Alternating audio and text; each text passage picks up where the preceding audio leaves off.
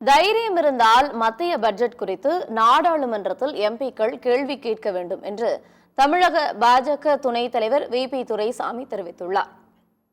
சென்னை தண்டையார்பேட்டையில் தமிழக பாஜக சார்பில் அரசியல் அமைப்பு பெருமை காத்தல் இயக்கம் நிகழ்ச்சி நடைபெற்றது.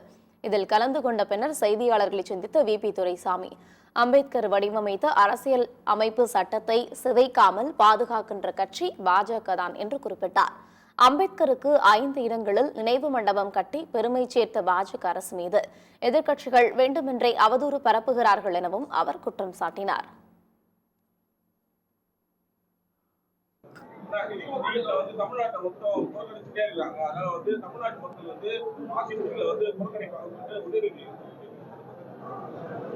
அவரு விளையாட்டுத்துறை அமைச்சர் விளையாட்டு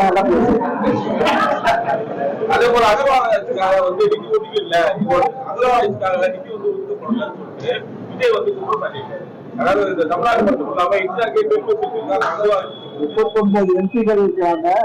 அங்க அவங்க ஒரு உரிமை குரலை எழுப்பிட்டும் உடனடியாக